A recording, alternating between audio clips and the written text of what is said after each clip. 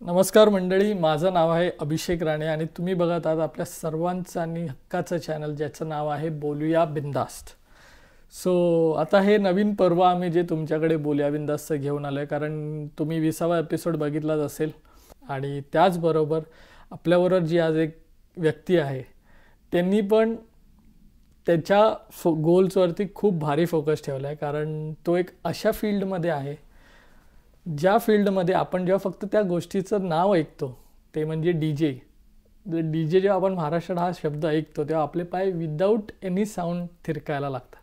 आणि ती व्यक्ती एक डीजे आहे ज्यांनी मुंबईमध्ये 2016पासून शिकायचा प्रयत्न करून ते आज 2025मध्ये कॅनडामध्ये सुद्धा एका मोठ्या खूप मोठ्या हॉटेल्समध्ये किंवा खूप मोठ्या मोठ्या जागेंवरती वाजवून इथल्या लोकांना त्या गाण्यांच्या बोलांवरती पाय थिरकवून नाचायला वेडं केलं.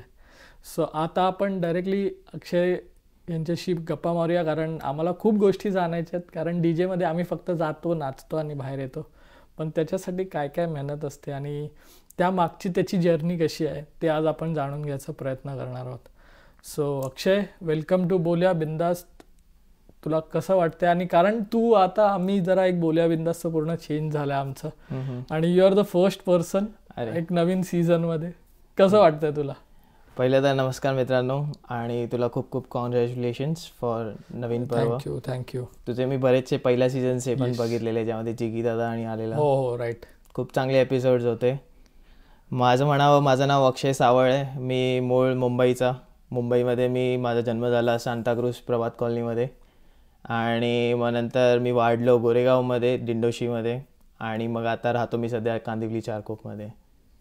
आणि तुझा मग डीजे हा प्रवास, आता आम्ही सांगितलं की तू डीजे आहेस. हो. हा डीजेचा प्रवास आणि त्याच्या मागची काय स्टोरी आहे? म्हणजे तुला कधी वाटलं की तू डीजेइंग करू शकतो, किंवा त्याच्या मागचं एक रिझन काय होतं? असं स्पेसिफिक रिझन नाही आहे. बघायला गेलं तर माझा फॅमिली बिझनेसच होता. अच्छा. 1998मध्ये चालू झालेला, जे आपले गणपतीचे रॅली शोज होतात, नवरात्री वगैरे होतात. तर आमच्या घरातच 4 टॉप स्पीकर होते. माझा पप्पांचा सगळ्यात लहान भाऊ प्रताप सावळ, तो स्वतः डी जे होता, माझा काका. तर त्याला लहानपणापासून आम्ही बघतच होतो की जसा तो वाजवतो, कसा मिक्स करतो. तर ते आधी लहानपणापासूनच ते रुचलेलं की ते शिकायचं आहे. मग नंतर काकानी बघितलं तर काकानी तर त्यात कंटिन्यू नाही केलं, बट मला त्यांनी त्याच्या मित्राकडे पाठवलं, जो प्रॉपर मुंबईच्या क्लब्समध्ये आणि काम करतो, जो प्रॉपर प्रोफेशनल डी जे. त्यांचं नाव तर मी हमखास घेईन, तुषार गुरव करून आहे. तर त्यांनी मला त्यांच्याकडे पाठवलं. त्यांच्यासोबत मी राहिलो, त्यांच्याकडे बरेचसे शिकलो मी, त्यांच्या प्रायव्हेट पार्टीजमध्ये आणि काम केलं. तसं मग डीजेइंग प्रोफेशनलिझम मी 16पासून चालू केलं, प्रोफेशनली शिकायला, वाजवायला. मग नंतर सोबत मी इलेक्ट्रिकल इंजिनिअरिंग पण केलं आहे. 10वी नंतर मी डिप्लोमा केलं, डिप्लोमानंतर डिग्रीमध्ये केलं. तर हे दोन्ही इलेक्ट्रिकलमध्ये केलं, तर सोबत इंजिनिअरिंग पण चालूच होती. तर दोन्ही मिळून माझं तेव्हा चालू होतं. एक साईडला रात्री डीजेइंग चालू होतं, सकाळी माझं परत कॉलेज असायचं. तर ते दोन्ही करता करता डिग्री कंप्लीट झाली. मग नंतर जॉब पण लागला मला. मेट्रोमध्ये मी काम केलं. मुंबई मेट्रो जी आहे, दहिसर टू अंधेरी, त्याच्यामध्ये मी काम केलेलं. ते झाल्यानंतर मग पप्पा बोलले, एक काम कर, तू बाहेर शिकायला जा. मग आलो कॅनडाला. बापरे. आणि युजली मी हे बघतो, म्हणजे नॉट जस्ट डीजेइंग, पण इंजिनियर्स लोकांना ना, engineers are very creative, born and brought up creative. कारण कसं असतं, इंजिनिअरिंगमध्ये फक्त लोक बोलतात अभ्यास अभ्यास अभ्यास आहे, पण engineering is also a kind of a research. कारण तुम्ही वेगळ्या गोष्टी करत असतात. आणि त्यातूनच म्हणजे मला पण ते एक आधी सुरुवातीला होतं की टेलिकम्युनिकेशन, इलेक्ट्रॉनिक्स टेलिकम्युनिकेशन करायचं होतं, पण अचानक हे फोटोग्राफी आणि फिल्म मेकिंगचं वेड. आणि ह्या सगळ्या गोष्टी तशाच आहेत रे, की तू एकदा त्याचे पाय जातात ना त्याच्यात, ते पॅशन असतं, हॉबी असतात. आणि हे खरंच आहे की जे लोक म्हणतात की लोक इंजिनिअरिंग झाल्यानंतर डिसाईड करतात आयुष्यात काय करायचं. ते म्हणजे मी खूप लोकांना बघितलं. आणि ॲक्च्युअलमध्ये कसं असतं की लोक आधीच विचार करून मोकळी होतात, पण ॲट द एंड तो व्यक्ती ती खूप खुश आहे त्या गोष्टीत. ते आपल्याला त्यांना जाणून सगळ्यांना करावं लागतं. तसं आता तू डीजे आहेस, तुला असे वेगळे एक्सपिरियन्सेस असतील.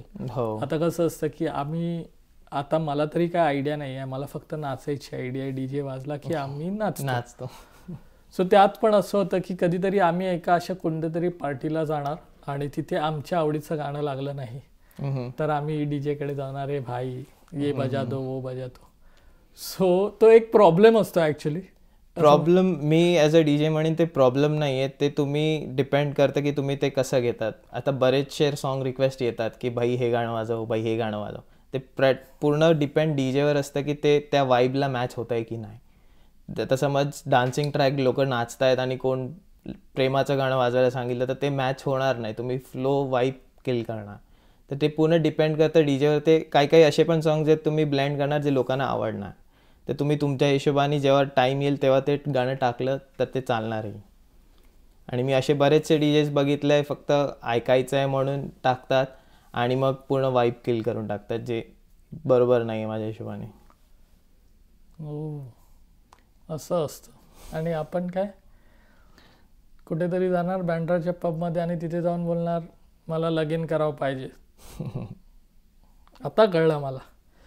सो तुझं एकदम म्हणजे आता तू जसा DJ आहेस, कारण आता युजली कसे असतात की DJ फक्त एक असं नसतं की प्रत्येक DJची स्टाईल आहे. आता कसं आहे की आत्ताच्या सध्याच्या ह्याच्यात आपण मराठीत म्हणायला गेलो तर आपला क्रेटेक्स जो फक्त मराठी गाण्यांना तो रिमिक्स करून टेक हाऊसमध्ये. येस. सो तसं तुझं काही आहे का, तुझा काही प्लॅन आहे का की तुझा एक स्टाईल किंवा येस म्हणजे मी जर कुठे आता इन फ्युचर इफ मी कुठे जातोय आणि मी बोललो की अरे हा इव्हेंट म्हणजे हा अक्षय सावळ, जसं आता हे की मराठी वाजलंच पाहिजे, मी हे ऐकलं की आय नो की क्रेटेक्स नाव तो एक आता तो US स्टोअर करतो, US स्टोअर चालू त्याचा. सो तसं तुझं काही आहे का, तुझ्या डोक्यात काही आहे की if you have to change the scene आपण जे म्हणतो. द सीन इज तुम्हाला त्यासाठी आधी पूर्ण म्युझिक थिअरी शिकावं लागतं. क्रेटेक्स हा DJ सुद्धा आहे बट त्याआधी तो म्युझिक प्रोड्युसर आहे, त्यांनी बीट स्वतःचे बनवायला शिकला आणि आहे. तर सध्या माझं असं आहे की मी इलेक्ट्रिकल इंजिनिअरिंग वगैरे पण सोबत करवतो, त्यामध्ये मला टाईमच नाही भेटला म्युझिक थिअरी शिकायला. बट मी माझा DJingवाला स्किल जॉनर आहे तो टाईट केला आहे की मी कुठे वाजवायला गेलो तर मी क्राऊड रीड करून प्रॉपर त्याला मला नाचवू शकतो, एवढं कॉन्फिडन्सनी बोलू शकतो. तर क्रेटेक्स हा स्वतःचा त्यांनी जॉनर बनवला आणि आता तो बऱ्यापैकी जातोय पुढे. कृणाल घोरपडे त्याचं नाव. हां, तर तो बऱ्यापैकी आता US टूर सुद्धा करतोय. आणि मराठी आधी असं होतं आणि मी सुद्धा स्वतः एक्सपिरियन्स केलं आहे, मुंबईच्या क्लबमध्ये मराठी वाजवायला द्यायचे नाही. ते लोक कोणी रिक्वेस्ट केलं तरी म्हणायचे की नाही वाजवणार करून, कारण की आम्हाला आमच्यावर रेस्ट्रिक्शन्स होते, कारण की आम्हाला आमचे मॅनेजर्स सांगायचे की तू मराठी वाजवू नकोस किंवा मराठी सॉंग्स वाजवू नकोस, जे की आता सीन टोटली चेंज झालं आहे, जिथे बघू आपण मराठी वाजताय. So big thanks to Cretex, बऱ्यापैकी खूप चांगलं केलं आहे. ॲक्च्युली हे खूप चांगली गोष्ट आहे, कारण ह्या सगळ्या गोष्टी जशा घडत गेल्या आणि मराठी भाषा आता तिला अभिजात दर्जा पण मिळाला. ट्रू. सो ती जपलीच पाहिजे at the end of the day, कारण आपली पण मराठी मुलं आहेत जी खूप वेगळ्या मुक्कामपर्यंत पोचली आहेत आणि त्यांचे ते लोक घेऊन जात आहेत आपली मराठी भाषा. सो ते ऐकून खूप भारी वाटतं. आणि तुला पण म्हणजे तू एक असा एक फील्ड जी निश आहे आपण म्हणतो, म्हणजे युजली लोकांचं एक मेंटॅलिटी असते कुठच्या पण आपण असं म्हणतो की ती फक्त इंडियन मेंटॅलिटी आहे, पण कॅनडात पण ती आहे. ती फक्त बाहेर पडत नाही लोकांपर्यंत, की आपला मुलगा ऑफ बीट जेव्हा जातो म्हणजे इंजिनिअरिंग, तू तर दोन्ही करतोय अरे की तुला घरचे पण नाही बोलणार की नाही आमचा मुलगा इंजिनियर आहे असं, पण त्याच्यात तुला आता जे नवीन आपले जे आपण म्हणू शकतो की आपले जे मराठी मुलं जी नवीन त्यांना DJing करायचंय किंवा म्युझिकमध्ये आवड आहे आणि त्यात पुढे जायचंय, सो त्यांची पहिली स्टेप कशी असली, म्हणजे काय असली पाहिजे? सगळ्यात पहिलं मी तर म्हणेन की DJing करण्यासाठी तुम्ही त्याला ॲज अ हॉबी ट्रीट कराल तर तुम्ही त्यात अजून पॅशन करून जाल तर अजून पुढे जाल.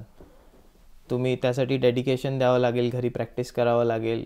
बरेचसे यूट्यूबवर ट्युटोरियल्स पण आहेत. आपण म्हणतो की बरेचसे म्युझिक प्रोडक्शन्स आहेत, म्हणजे म्युझिक अकॅडमी आहे जिथे ते लोक जाऊन शिकवतात, लाख रुपये घेतात. बट माझ्या हिशोबाने तुम्ही घरीच बसून शिकू शकतात किंवा एका DJ सोबत मित्र म्हणून जाऊन सपोर्ट म्हणून असिस्टंट म्हणून हेल्प करून तुम्ही तेव्हाही शिकू शकतात की तो कसा क्राऊड हँडल करतो आहे, कसे रिक्वेस्ट हँडल करतो आहे, कसं लोकांना नाचवतो आहे, मायकिंग कसं करतं, हे सगळं तुम्ही त्याच्यासोबत जाऊन शिकू शकता. तुम्ही स्वतःचा इगो साईडला ठेवून आधी मुळात काम केलं पाहिजे की तुम्हाला स्पीकर उचलावे लागणार, लाईट्स लावावे लागणार, त्याचा ॲज अ असिस्टंट जावं लागणार. तुम्ही आधीपासूनच म्हणाल मी DJ आहे, मी हे सगळं नाही करणार, तर ते कधीच नाही चालणार. तर तुम्हाला मुळापासून स्टार्ट शिकावं लागेल. मी इथे कॅनडामध्ये येऊन असे बरेचसे DJs बघितले ज्यांना स्पीकर कनेक्ट करता सुद्धा येत नाही.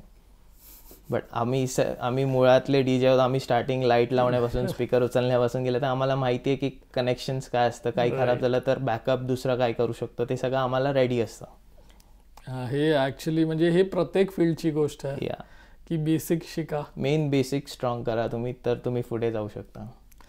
नाही सही आहे. म्हणजे आता तेच झालं अरे की DJ म्हणजे लोकांना असं वाटतं की ते काय म्हणतो आपण सॉफ्टवेअर आणि इतके अपग्रेडेड आणि ते AI वगैरे आहे ना, so it is very easy to mix a song, it is very easy to beat up and काहीतरी वेगळं क्रिएट झालं, मी DJ आहे आणि असेच व्ह्यूज. पण जे लोकांना माहिती नाही की अरे ह्या गोष्टीमध्ये कसं जायचं किंवा कशी सुरू कुठून करू मी, ह्या लोकांसाठी हे खूप इम्पॉर्टंट आहे की बेसिक्स, जसं तू म्हटलंस की ते जे तो बोर्ड त्याला काय आपण काय कन्सोल, DJ कन्सोल जे म्हणतो, त्याच्यात काय वायर्स, कुठचे वायर्स, काय होतं. युजली लोकांचं आहे की DJ आलं की हे बटणं दाबा, ती बटणं. मला पण येते, म्हणजे मी तो कन्सोल बघितला की मला असे हात असे हे होतात की काय करू मी. पण या सगळ्या गोष्टींमध्ये लोकांना कळेल की लाईक ते काय असतं आणि ते स्पीकर्स वगैरे कसे असतात. सो आता तू जेव्हा बोललास की 4 टॉप 4 बेस, हे एक स्टँडर्ड आहे का? म्हणजे मी काय म्हणतो की मी हे फिल्म मेकिंग आणि किंवा ह्या गोष्टीमुळे ना पूर्ण महाराष्ट्र पिंजून काढला. सो कोल्हापूरला जर गेलास कधी तर त्यांचं फिक्स असतं, ते बोलतात की आमचे 4 बेस 4 टॉप फिक्स असा एक टर्म आहे त्यांचा, की तुमच्या मंडळाला जर 4 बेस 4 टॉप असले की तुम्ही बादशाह. हा काय प्रकार आहे, म्हणजे काय हे 4 बेस 4 टॉप? 4 बेस म्हणजे इथे तर कॅनेडियन लँग्वेजमध्ये आपण बोलू तर सबवूफर म्हणतात बेस म्हणजे, आणि टॉप्स म्हणजे ज्यातून हाईज आणि मिड निघतात, व्होकल्स निघतात. सो कोल्हापूर आणि त्या साईडला मी बघितलं की DJचा वॉर पण होतं की ज्याचा आवाज मोठा तो जिंकला. हे मुंबईमध्ये आणि नाही होत, ते त्या साईडला आणि होतं. बट असं स्टँडर्ड असं नाही म्हणणार, डिपेंड करतं की क्राऊड किती आहे. 100 लोकांचा क्राऊड आहे, 200 लोकांचा क्राऊड आहे, त्या हिशोबाने आपण स्पीकर लावतो. अच्छा. तर तू समज 50 लोकांचा क्राऊड आहे आणि तू 4 बेस 4 टॉप लावतो, ते खूप जास्त होतं. जबकि तुमचं 2 बेस 2 टॉप 2 सबवूफर मध्येच काम होतं. अच्छा, म्हणजे ते बेसिकली ते स्पीकर्स सेट आहे, लाईक तुम्हाला बेस आणि मिड सगळं प्रॉपर लेवलवर ऍडजस्ट करता. अच्छा, म्हणजे ते तुमच्या अंडर असतं, तुमच्या हातात असतं की किती लोक असतील. ते एक्सपिरियन्सनी कळतं की इतकी रळणार ते एवढ्यामध्ये एवढा साऊंड प्रॉपर आहे. अच्छा, खूप सही यार. पण त्याच सोबत आता तू DJ आहेस बरोबर, सो तुझ्या कॉलेजमध्ये तू असशील. कोणत्या कॉलेजला होता तू इंजिनिअरिंग? कॉन्स्टेबल. अच्छा, ह्याच्यामध्ये इंडियामध्ये मी थीम कॉलेज ऑफ इंजिनिअरिंग मध्ये. बोईसर. राईट. सो तू DJ आहेस आणि तू माझा मित्र आहेस, तर ते तुझ्या आजूबाजूचे मित्र असतात ना, त्यांचा कसा एक हे असेल की म्हणजे माझा पण मित्र एक DJ आहे आणि मी प्राऊड आहे, म्हणजे तो कुठे चाललाय, अरे मी DJ का आदमी. सो तो प्रकार तू कसा एक्सपिरियन्स केलास? मी स्वतः तेव्हा बीच तुमच्या जागी होतो, जेव्हा मी सरांसोबत जायचो, तुषार सोबत जायचो, दादा म्हणतो त्याला आम्ही, तर त्याच्यासोबत जायचो की अरे मी याच्यासोबत आहे. तर एक प्राऊड मोमेंट होतं तेव्हा. स्टेजवर फक्त तू आणि सर असणार, ते सगळे तुम्हाला बघतायत, तुम्ही क्रिएटिव्ह काहीतरी करतायत, मिक्स करतायत, ते एक वेगळाच अभिमान वाटायचा. सिमिलरली जेव्हा मी कुठे जायचो तर माझे फ्रेंड जायचे सोबत, तर ते लोक पण असे चॉडमध्ये असायचे, अरे माझा DJच मित्र आहे, तो आहे, ते तर काय टेन्शन नाही, असं असतं. नाही, कारण आम्ही पण एक्सपिरियन्स केला की म्हणजे माझा मित्र DJ आहे, तर आम्ही असे कोणत्या क्लब्समध्ये वगैरे गेलो की क्लब्समध्ये यू हॅव रिस्पेक्ट एक वेगळी असते, एक वेगळं तुम्हाला एक हे असतं. सो तो एक गमतीचा भाग असतो. सो तेच मला असं जाणायचं होतं की लाईक प्रत्येक DJचा ते एक आर्टिस्ट व्हॅल्यू किंवा आर्टिस्ट रिस्पेक्ट जी असते ती प्रत्येक DJला मुंबईमध्ये पण मिळते आणि इथेही मिळते. मी म्हणतो मुंबईमध्ये बरेचसे असे DJs आहेत ज्यांची स्किल लेवल एकदम अल्टिमेट लेवलवर आहे, बट ते लोक जे डिझर्व करतात ते मिळत नाही आहे, but still they are growing. नाही, पण खरंच DJ म्हणजे हे खूप स्किल्ड काम आहे, कारण लोकांना हसवणं आणि लोकांना नाचवणं या 2 गोष्टी खूप डिफिकल्ट असतात. ट्रू. आणि हे एका डीजेला आणि कमेडियन्स बद्दल नको बोलूया. एका डीजेला ते येतं आणि एका आर्टिस्टला हसवणं हे खूप इझिली जमत आहे. सो खरंच भाई म्हणजे आज बोलून असं म्हणजे प्रत्येक गोष्ट एक्सपिरियन्स केली आम्ही. आणि तुझ्याकडून जेव्हा कळतंय की तुझ्यासाठी ते कसं होतं, खूप भारी वाटतं अरे बोलून, खूप भारी वाटतं. मला सुद्धा मजा येते. सो भाई आता तू मुंबईचा आहेस आणि त्यावरून तू डीजे आणि या गोष्टीत आता 2016 पासून आहेस. सो मुंबईत हा एक बेसिक रूल आहे आपला, 10 वाजले की आपण बंद करतो. किंवा कधीतरी असं होतं की कुठेतरी गॅदरिंगमध्ये ओव्हर क्राऊड किंवा काहीही कारण असतं आणि आपले पूर्ण मुंबई पोलीस जी आहे ती येऊन बंद करणं किंवा दमदाटी करणं या सगळ्या गोष्टी घडतात. सो त्यात काय तुझा असा एक एक्सपिरियन्स म्हणजे तो फनी पण असू शकतो किंवा तू असं, आता माझ्या एका मित्राचं असं होतं की तो इन्व्हॉल्व पण नव्हता पण बिचारा डीजे होता आणि त्याच्यामुळे त्याला पण 2 फटके पडले असे. सो तुझा काय असा एक्सपिरियन्स आहे का की असं स्पेसिफिक म्हणावं तर मी तर म्हणेन पोलीस आहेत म्हणून बऱ्यापैकी शांतता आहे, नाहीतर लोकांना जर सूट दिली तर लोक रात्रभर वाजवत राहतील. तर असे बरेचसे एक्सपिरियन्स आहेत. मी बघितलंय की 10 वाजले की एक्झॅक्ट पोलीस टाईमावर तर कधी येत नाहीत, कधी कधी 10:30-11 पण वाजतात. कधी कधी असं सुद्धा झालंय की लॉकडाऊनमध्ये सुद्धा असं झालेलं की आम्ही एका ठिकाणी वाजवत होतो. लॉकडाऊन नंतर जस्ट ओपन झालेलं थोडं लॉकडाऊन आणि तेव्हा आलेले पोलीस, तर आमचा लॅपटॉप आणि DJ कन्सोल उचलून घेऊन गेलेले. बट शेवटी म्हणतात ना मुंबईमध्ये जर ओळख आहे तर सगळं आहे. तर लॅपटॉप आणि असं जमा करून ठेवलेला. त्यानंतर मग एक त्यांनी ज्याचा ऑर्गनायझिंग जो होता त्यांनी कॉल फिरवला आणि मग लगेच अर्धा तासात त्या स्वतःच सोडून आला परत आमचा लॅपटॉप आणि परत रिटर्न देऊन गेला. तर ते आहेत म्हणून आपण आहोत बऱ्यापैकी. तर असं नाही आहे की ते आपल्यासाठीच आहेत की काही चुकीचं घडावं नाही म्हणून. तर मी तर म्हणेन ते आहेत ते बेटर आहे. नाही खरं आहे ते. ॲक्च्युली मुंबई पोलिसांनी खरंच जे ॲक्शन्स वगैरे घ्यायला सुरू केली आहेत आता, त्यामुळे ती शांतता आणि ती मुंबईची ते सेफ्टी आपण म्हणतो ती अख्खी महाराष्ट्र पोलीस आणि मुंबई पोलीसच्या जीवावर आपण. हो, बरेचसे आहेत जे पिऊन विऊन नंतर खूप सारे तमाशे करतात, बट ते आहेत म्हणून सगळे आपापल्या घरी पण जातात. Right right. नाही पण तुझी अगदीच वेगळी. अरे म्हणजे तुम्हाला जे एक्सपिरियन्सेस असतात, आता तू जसं बोललास की असे पण काही काही सीन होतात की म्हणजे कोण कोण ओव्हर ड्रिंक करतं. क्लब्स म्हटलं किंवा पार्टीज म्हटलं की ते होतात गोष्टी, बऱ्याच होतात की कंट्रोलच्या बाहेर जातात. त्यांना ते त्यांच्या होशमध्ये नसतात की ते लोक कुठे आहेत काय आहेत काही नाही.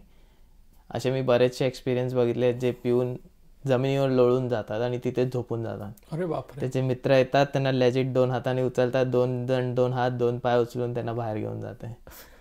असे मी खूप बरेचसे एक्सपिरियन्स बघितले. म्हणजे ते लोक असतात म्हणजे असे काय काय पार्टी इन्सेक्ट्स आपण म्हणतो, रिस्पॉन्सिबली नाही पित ते लोक. जस्ट मिळत आहे म्हणून पित जातात आणि मग वाट लागते. खरंच म्हणजे ते तो एक वेगळाच, ती एक वेगळीच मुंबई आणि ती एक वेगळीच पार्टी करायचा एक बेस आहे म्हणू शकतो आपण. जसं बँगलोरमध्ये आपण बँगलोरच्या पार्टीज ज्या बोलतात लोक की Bangalore is hub of parties, कारण युजली ते हब ऑफ ते सगळे कॉर्पोरेट्स आणि म्हणजे ऑलमोस्ट सगळे टेक्निकल फील्डचे जॉब्स आणि सगळे तिथे आहेत आणि खूप IT कंपनीज वगैरे असल्या कारणामुळे सॅटर्डे संडेज युजली ते त्यांचे वीकेंड ऑफिस पार्टीज किंवा काय होते. तसं बघायला गेलं तर मुंबई इज वे बेटर. जर तू असा मुंबईच्या व्यतिरिक्त कुठे इंडियामध्ये असं मी प्रायव्हेट पार्टीसाठी सुरतला आणि सरांबरोबर गेलेलो. It's like big fat Indian weddings. ते एक्सपिरियन्स बरे होते. आपण म्हणतो सुरत गुजरातमध्ये आता दारू बॅन आहे, तर तसं नाही आहे. तेही खरं आहे. सो ते एक्सपिरियन्स पण आहेत. सुरतमध्ये गेलेलो, अहमदाबादला गेलेलो. सो लाईक आता मी बघितलंय, आता मी इथे आल्यानंतर पण बघितलंय मुंबईचं आणि पुण्याचं क्लबिंग लाईफ इज लाईक खूप अलग लेवलवर इम्प्रूव्ह झालं आहे. बरेचसे असे मोठे मोठे क्लब्स आले आहेत जे खूप चांगले आहेत ॲम्बियन्स वाईज आणि पार्टिंगच्या वाईब्सच्या नुसार. जसं एक पुण्यामध्ये बॅलर क्लब जो आहे संजय दत्तचाच आहे, तो one of the best clubs मी म्हणेन. तू गेलायस किंवा नाही मी इथे आल्यानंतर ते ओपन झाले. अच्छा. बट मी इन्स्टावर आणि फॉलो करतो ते बरेचसे क्लब्स आहेत, सो ते माहिती आहेत. द नाईन्स करून एक आहे जू बीचला, जू साईडला ओपन झालाय. असे बरेचसे आहेत जे खूप चांगले ओपन झाले. मग तुझा ॲज अ DJ, सो तुझा आता तू जर करिअर बघायचं असेल तुला, ओके, सो यू आर म्हणजे तू एक इंजिनियर आहेस इलेक्ट्रिकल, राईट? आणि तू त्याचबरोबर एक प्रोफेशनल DJ पण आहेस. तू 2 professions same time without like कोणालाच कमीपणा न देता, म्हणजे तू इंजिनिअरिंग पण त्याच एका डेडिकेशननी केली आहेस, तू DJing पण त्याच डेडिकेशननी केली. सो जर तुला आता ह्याच्या पुढे जर एक करिअर पाथ तुझा घ्यायचा आहे, सो तो काय असेल? मी पर्सनली असं सांगेन की DJingला मी ॲज अ पॅशन कंटिन्यू करणार. कारण की मेन तर त्यांचे टायमिंग्स डिफरंट आहेत. जरी इलेक्ट्रिकल इंजिनिअरिंगमध्ये पुढे केलं तरी ते सकाळचं असणार मोस्टली, आणि DJing इज वीकेंड्स नाईटलाच असणार. सो त्याला ॲज अ पॅशन ट्रीट केलेलं बेटर आहे. नो डाऊट त्यामध्ये अर्निंग्स चांगली आहे DJingमध्ये, की बिकॉज तुमच्याकडे ते एक स्किल आहे, तुमच्याकडे ते एक वेगळं हे आहे, टेक्निक्स आहेत की त्याच्यामुळे तुम्हाला अर्न मिळते, तुमची व्हॅल्यू आहे. इलेक्ट्रिकल इंजिनिअरिंग तुम्ही इंजिनियर आहात तर विषयच संपला, तिथे तुम्ही ऑलरेडी चांगलं पॅकेज आहे. सो मी प्रेफर करेन electrical engineering for full time आणि as a passion DJing for weekends, की मूड पण फ्रेश राहणार आणि सगळं नीट राहणार. सही आहे. तर असंच या सगळ्या गोष्टी शिकत राहायला आम्हाला आवडतं आहे, कारण आम्ही पण आता being into film making आणि ह्या आता हे बोल्या बिंदास जसं आमचं आहे की आमचे प्रोजेक्ट्स, आमचे पार्ट टाईम्स आणि बोल्या बिंदास्त हे सगळं मॅनेज करणं, त्याबरोबर जे गेस्ट्स येणार आहेत त्यांचे टायमिंग्स, त्यांना कधी जमेल, ह्या सगळ्या गोष्टी मॅनेज करून आम्ही तुम्हाला दर आठवड्याला जेव्हापासून सुरू झाला आहे एकही आठवडा आम्ही मिस नाही केला आहे. आणि या पलीकडे तुमच्या आशीर्वादाने, स्वामींच्या आशीर्वादाने हे कंटिन्यूच राहणार, कारण ॲट द एंड ज्या गोष्टीचा अट्टहास केला आहे ती गोष्ट पूर्ण करायचीच आहे आम्हाला. सो येस, तुम्ही हा एपिसोड बघितला. आता ह्या एपिसोडमध्ये एक नवीन ट्विस्ट. सो तू आहेस वेंगुर्ल्याचा, कोकणातला माणूस, मी पण कोकणातला आहे.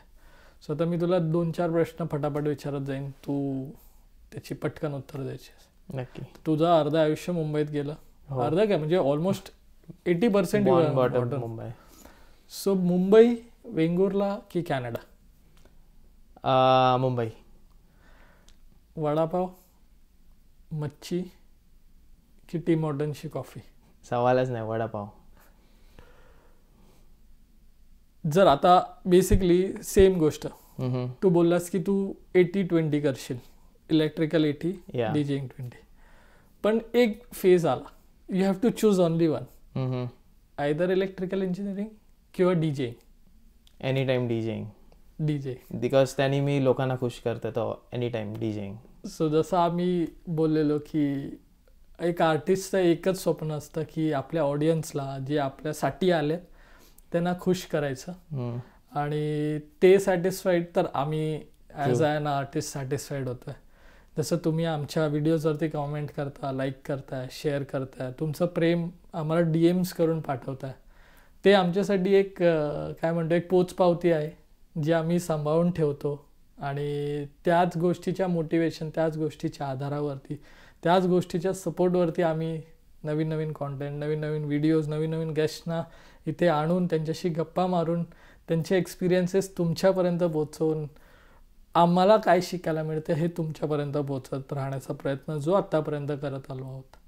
हा सगळ्याचं सगळं म्हणजे टोटल श्रेय जे जातं हे तुम्हा ऑडियन्स लोकांना जातं. जसं आता दादा पण बोला की DJing कारण तो सगळ्यांना खुश करतो आहे, या वाक्यातच त्याचं त्या DJवर किंवा त्या DJingच्या पूर्ण एका जर्नीवरती असणारं प्रेम, त्याची डेडिकेशन आणि ते 2016मध्ये केलेला त्यांनी अट्टहास, जो आता तो कॅनडामध्ये, एक आपल्या मुंबईतला मुलगा कॅनडासारख्या एका मोठ्या देशात येऊन इथल्या वेगळ्या म्हणजे आपल्या भारतातल्याच नव्हे तर देशभरातल्या वेगळ्या वेगळ्या लोकांना बॉलिवूड असो किंवा त्यांच्या कोणत्याही गाण्यांवरती नाचायला, थिरकायला जो एक आपण ऊर्जा देते, म्युझिक इज अ ऊर्जा, तू आपल्या तो जो देतोय त्यासाठी पहिलं तर तुझं खरंच मनापासून धन्यवाद. कारण ती एक वेगळीच एक टॅलेंट आहे आणि असंच करत राहा. Thank you so much. आम्ही नक्कीच तुझ्या एका आता तुझा कधी शो किंवा तू कुठेही परफॉर्म करत असेल नक्की आता व्हॅलेंटाईन्सला आणि मी परफॉर्म करतोच आहे तर नक्की या. आता व्हॅलेंटाईन्स तर काय होणार नाही यावर्षी, पण तरी नक्की आम्ही जर तुझं अजूनही काय शोज असतील आम्ही तुला नक्की मला कळव, आम्ही यायचा प्रयत्न करूच, कारण आम्ही पण आता स्टुडंटच आहोत. सो स्टुडंट लाईफ मध्ये जस्ट कॉन्टॅक्ट करा. येस येस नक्की नक्की आम्ही तुला नक्की त्या गोष्टीसाठी कॉन्टॅक्ट करू. सो येस, हा होता आता नवीन बोलूया बिंदासचा एक पहिला एपिसोड आपण म्हणू शकतो. परत आम्ही पण हा 21वा एपिसोड होता.